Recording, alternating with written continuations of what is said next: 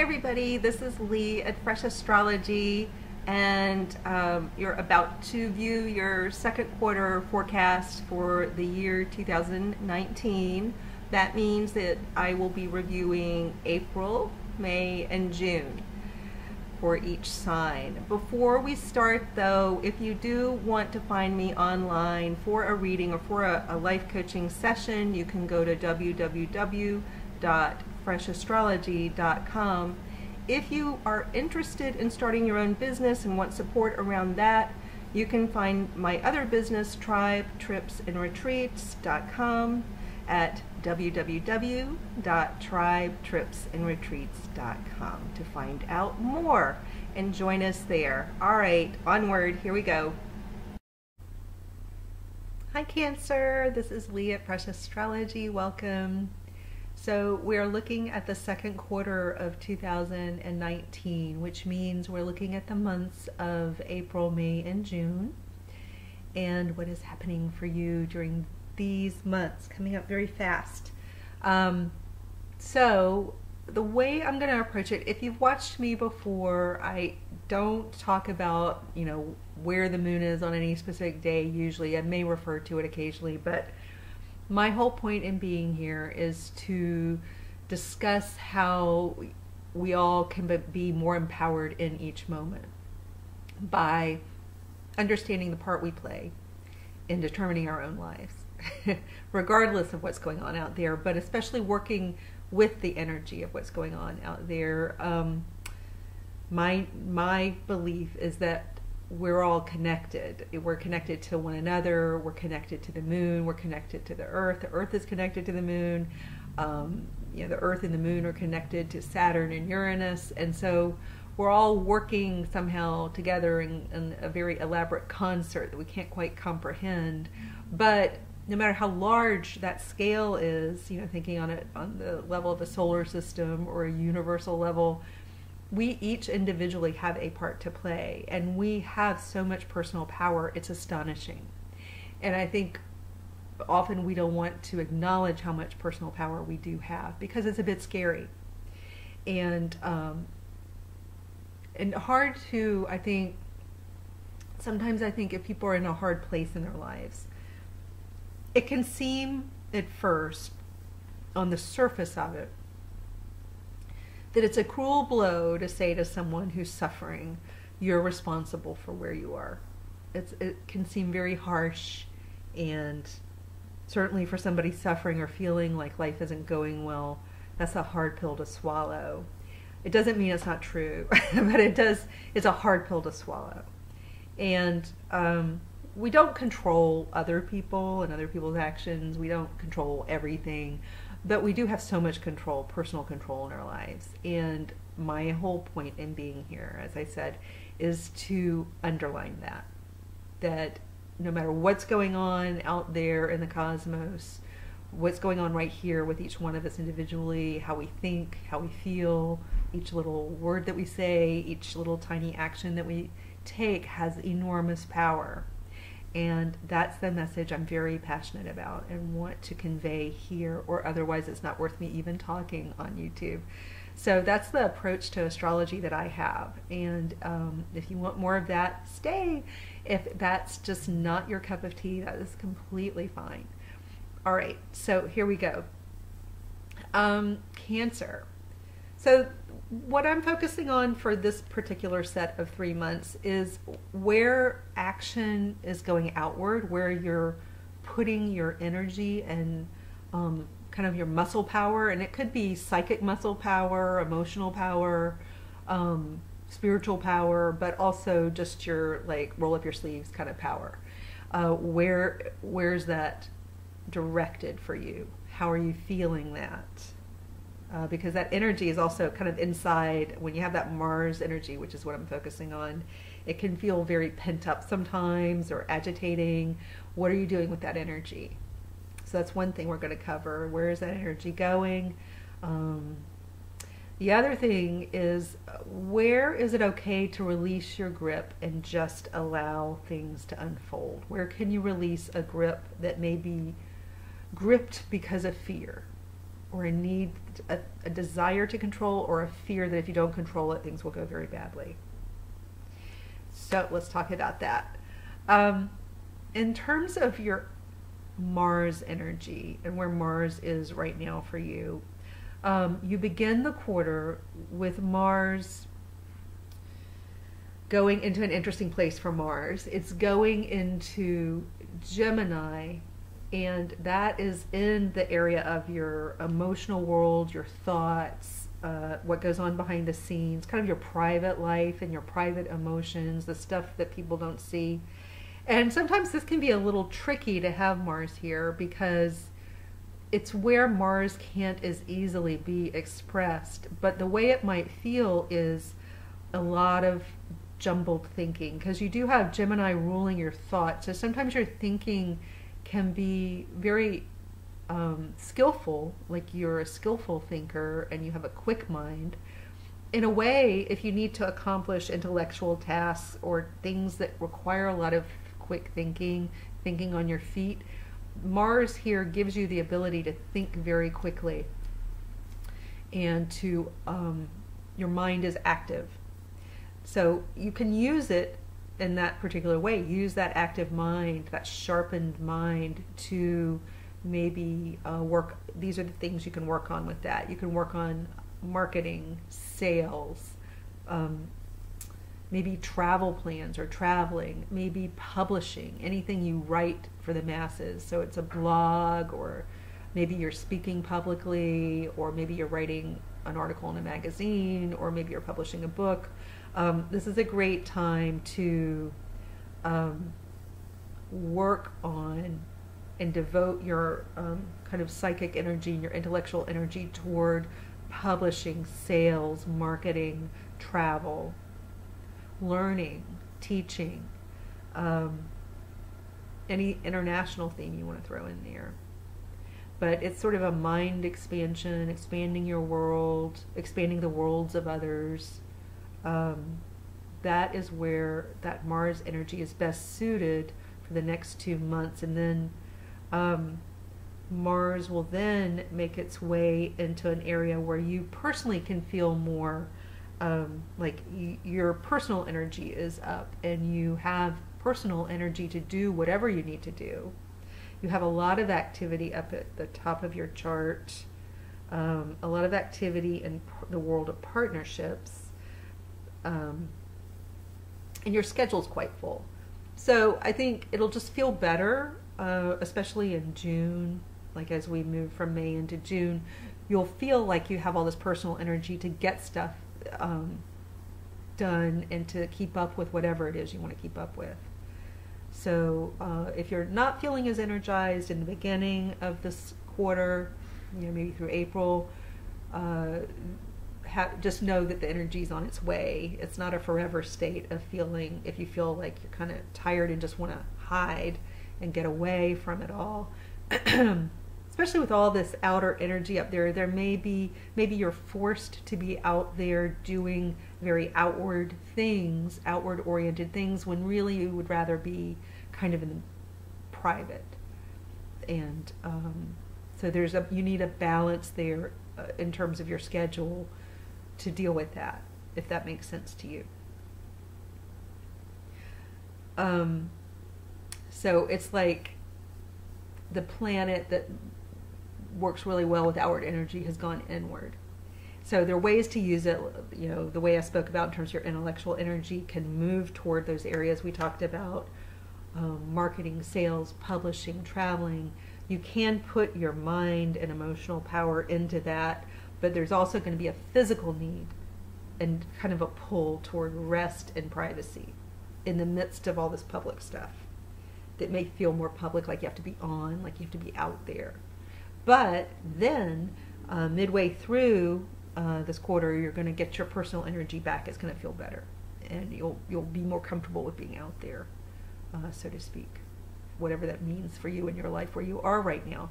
Because like I said, you do have a full schedule this year. It feels like you're busy and you're managing a fuller load on your schedule. But a part of that is also taking care of your health. So you're also meant to learn and figure out how to, in the midst of busyness, take care of yourself and your health. So let's talk about where to release fear. Okay, so there's a kind of fear that a typical Cancer carries right now that's kind of a hangover. It's like from the past, from past hurt and ghosts from the past, I guess, where, because I'm talking about the South Node in the 7th house, which has come out of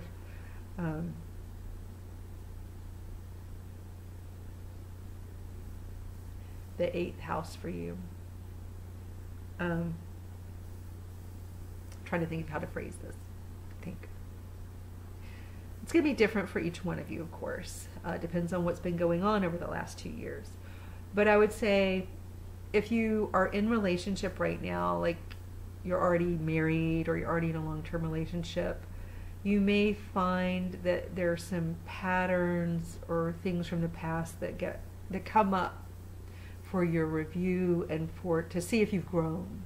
Have you grown in a way that helps you deal with whatever this is in a new way, in a more evolved way? Then if there's a new relationship, there's a lot of karmic stuff around this new relationship. It's very loaded. And I can't think of it, but I'm trying to think of words that are more generalized because it's going to be, but there's this powerful thing happening in your relationship zone that's very karmic, it's fated, and you're having to deal with a lot of powerful energy here. There's a lot of meaning, and there's perhaps a lot of longevity in what all the decisions you're making right now. The decisions are far-reaching. They have impact in your relationship zone. And when things feel this big and karmic and fated and like they matter, like the decisions you make matter, that starts to feel like a big weight to carry. That starts to feel like you're really struggling under something big, and it's not necessarily free and easy or breezy. It can feel terrifying for some, not for all. And I'm not saying you should feel terrified if you don't. Some of you may be thinking, I don't feel that at all, and that's good. But for some, you're gonna know what I mean. There's a lot at stake here. There's a lot riding on what happens right now. There's a lot riding. You have a lot invested in the world of relationship for whatever reason, and now is the time to release your grip. I've been talking in the other signs about this metaphorical car we drive, where we because we want to reach a destination or we want to stay on this road, and we just desperately don't want it to go the wrong way, and so we grip the steering wheel very hard, and that is not the way to go with this particular area of life. The way to go with this area of life is to release the wheel and to allow things to happen. Which, for some, that's even just saying that, I can feel how scary that could be, just to let things happen in a relationship. What might happen? It could what if it went wrong, or what if you don't pay attention, or what if the same thing happens that happened before? It's hard with things from the past, our psychological baggage that we carry around, our fears from the past, the way things have gone in the past, old habits, old self-sabotage. We're carrying around all that in our psychic memory, and even if we've done a lot of growth and work around releasing the past, when you've got Pluto and Saturn hanging out in your relationship zone, that's just going to come back, and you just have to keep doing work, more and more work, more and more excavation. But you hold it all, like you do that work, you realize you're doing that work, but you don't grip and do the work like this. You release the wheel and realize you just have to allow life to come in and be messy, maybe. Scary, messy and scary. Those words come to mind. So, excuse me, My nose itches. It's just this idea of allowing life and love and relationship to be really messy and scary without trying to change that or to prevent that. That's it. So the more you can release control in relationships and not try to prevent bad things from happening, not try to keep things on course with an iron grip, just allow life to happen, allow it to be messy. Go in, obviously, I think obviously with good intentions and a desire to grow and learn is there. With the North Node opposing in your sign, there's this idea that you're going to grow and learn in this relationship reality that you find yourself in, that you're growing and learning and working on yourself. And a part of that growing and learning and working on yourself is releasing control and not worrying, releasing fear. And I know that's a lot easier said than done, but that's a big mission for you. And amidst that maybe is the taking care of self, making sure that you're taking care of yourself first, not in the sense that you're not going to care about someone else's well-being, but that it's kind of like the old analogy of being in an airplane and putting your own oxygen mask on first before you help another, because if you only help them, then especially if they're somehow weaker, like a child, you do everyone a disservice when you don't care for yourself. So even in a relationship, if you want it to work, you do everyone, the relationship, the other person, yourself, a disservice when you're not attending to you. So to help all of the above, you want to just pay attention to how you're caring for yourself. And what else do I want to say here? For some of you, it's going to feel like your wounds are there for the world to see. Like all is there very publicly. Everyone knows your story or something. Everyone,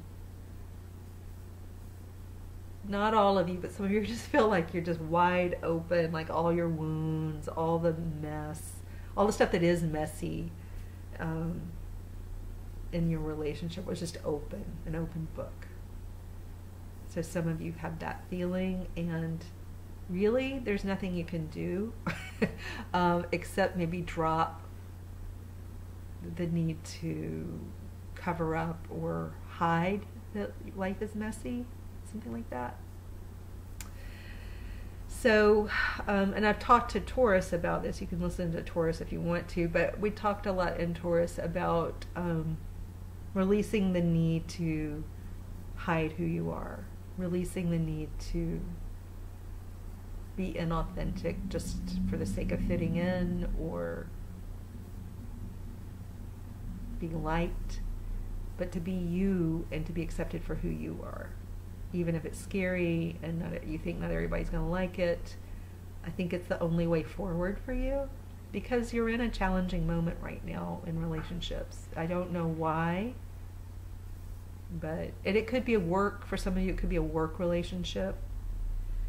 There are a lot of ties to the upper part of your chart, which could emphasize where you meet the public. It may be a part of your work.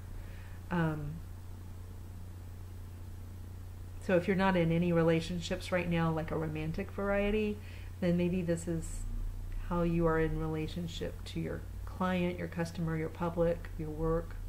It could be more, bigger than one person. It could be friendships, how you may have some very important friendships that are feeling pressure, that you feel pressured by, even if you're in romantic relationships. This could apply to friendships that are very karmic, and some may be friendships coming and some may be friendships going. Some are dying, some are being born. Some friendships have to regenerate like a phoenix, and you may be feeling that change in your, because your friendships are a part of your relationship world. So you may be feeling some karmic change and some hope. I'm hoping for many of you, like some long-term friendships are starting during this time, and you're developing some long-term friendships and connections. And with that, some older friendships may be, I don't know, less important, or it's not that you don't have them anymore, but maybe you're just moving in a new direction or something, if that makes sense. So how do you put it all together? Well, remember, let's recap.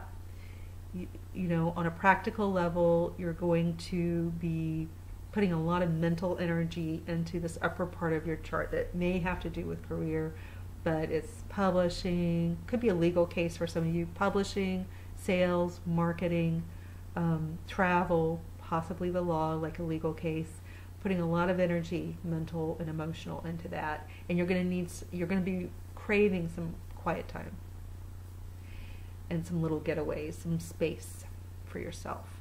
And then about midway through, like into May, mid-May, it'll turn and you'll get your personal energy back. You'll feel energized again, and you'll be able to deal with this busy schedule that you have and anything else going on. And meanwhile, during this time, there's very powerful stuff going on in your relationship world. And so as you manage whatever's going on publicly, and you manage your own energy, and you manage your schedule, there's this idea of just taking that grip, that tight grip that one could get in the world of very scary relationships forming or coming and going, and just taking your hands off the wheel and trusting life, trusting what's happening here, letting it evolve, letting it unfold slowly, as because it will be a slow process, and just allowing it, and just keep working on the stuff you can. You can't control the relationship and what's going to happen with it. You can control yourself and your health. You can control your emotional, mental, psychic energy. There's some degree of control you have out in what you're doing publicly and in your work. You can't really control the relationship, so just hands off the wheel and let it go where it's going to go. All right, take care.